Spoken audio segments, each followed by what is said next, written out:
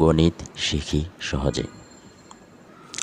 আপনারা যারা চাকরি প্রার্থী আছেন, বেশিরভাগ চাকরির পরীক্ষায় আসে এবং অনেকের অ্যান্সার করতে অসুবিধা হয়, এই ধরনের একটি ম্যাথ নিয়ে আজকে আলোচনা করার চেষ্টা করব।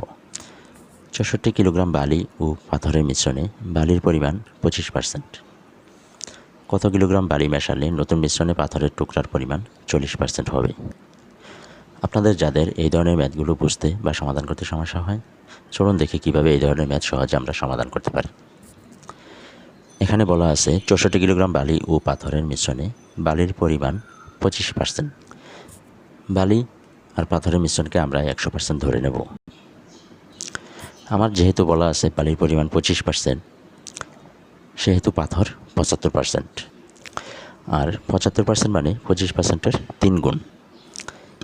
তাহলে আমরা দেখতে পাচ্ছি মিশ্রণের 4 ভাগের 1 ভাগ হচ্ছে বালি আর 3 ভাগ হচ্ছে পাথর। তাহলে যেহেতু মোট মিশ্রণ 64 কেজি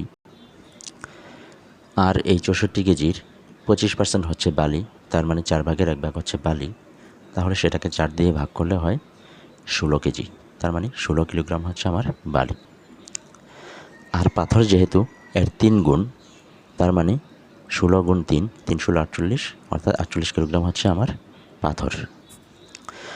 আমরা আবার প্রশ্নটা একটু খেয়াল করার চেষ্টা করি।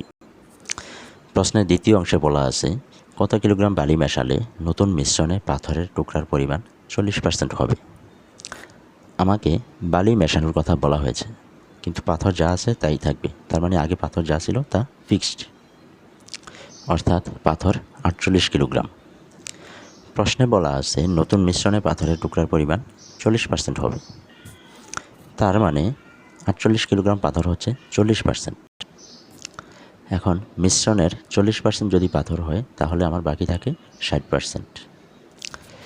40% পাথর যদি 48 কিলোগ্রাম হয়, তাহলে 60% পাথর কতটুকু সেটা আমরা আগে বের করে নেব। তার আগে আমরা বের করে নেব এখন মোট মিশ্রণ, অর্থাৎ বালি মেশানোর পরেও মোট মিশ্রণ কত কিলোগ্রাম হলো। মোট মিশ্রণের পরিমাণ আমরা কিভাবে সহজে মনে মনে বের করতে পারবো সেটা একটু খেয়াল করার চেষ্টা করুন।